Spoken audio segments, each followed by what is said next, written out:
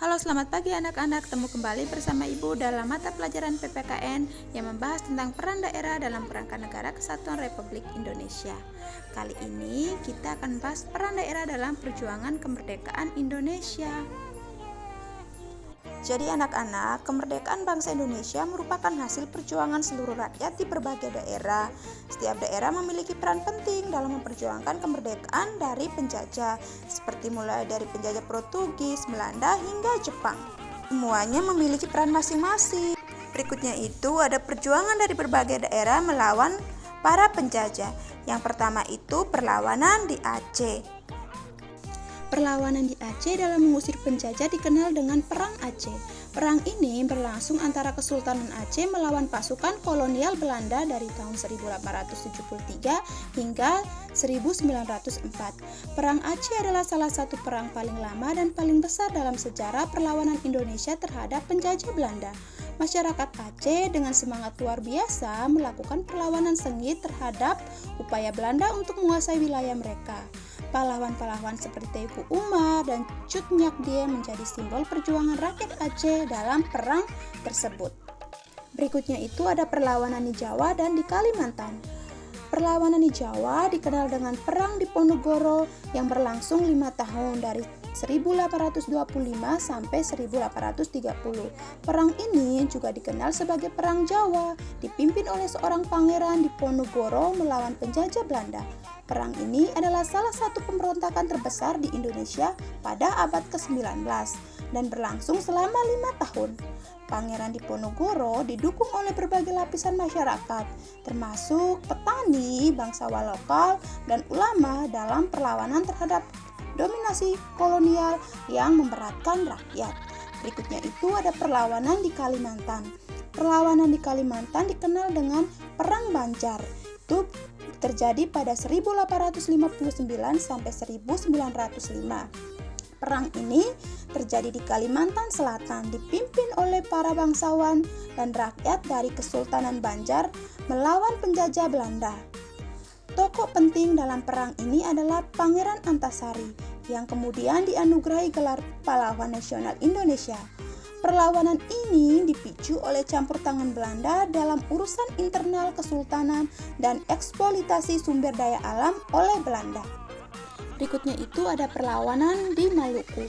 Perlawanan di Maluku yang dipimpin oleh Kapitan Patimura dikenal sebagai Perang Patimura atau Perang Saparua. Perlawanan ini terjadi pada tahun 1817 ketika rakyat Maluku terutama di Pulau Saparua bangkit melawan kolonialisme Belanda yang memperlakukan kebijakan-kebijakan yang merugikan rakyat seperti monopoli perdagangan rempah-rempah dan beban pajak yang berat. Thomas Matulesi yang lebih dikenal dengan sebutan Kapitan Patimura menjadi pemimpin perlawanan ini. Pada 16 Mei 1817, Patimura bersama pasukannya berhasil merebut benteng Dursede di Saparua yang merupakan simbol kekuatan Belanda di daerah itu dan membunuh residen Belanda Van de Breck.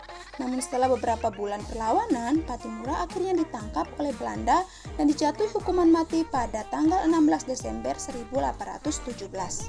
Yang berikutnya ada perjuangan nasional setelah proklamasi. Yang pertama ada pertempuran di Surabaya.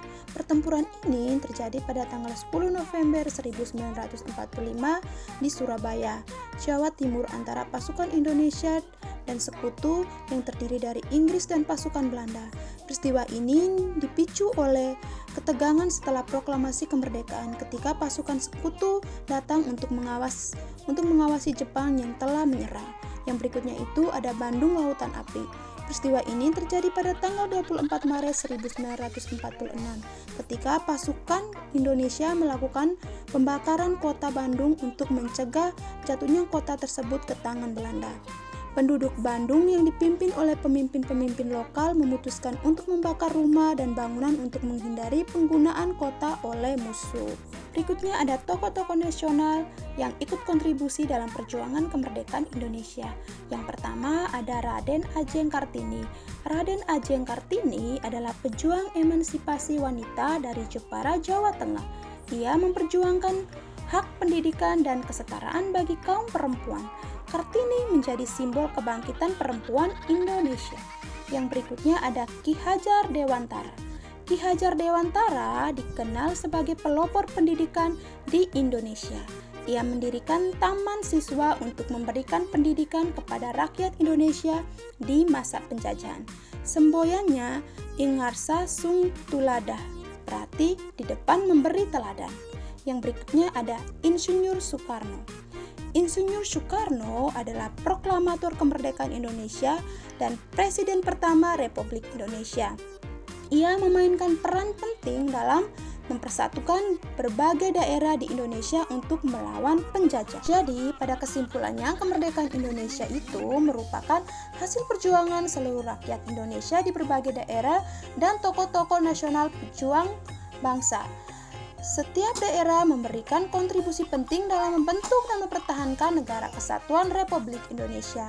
Semangat kebersamaan dan persatuan harus selalu dijaga dalam generasi muda penerus bangsa.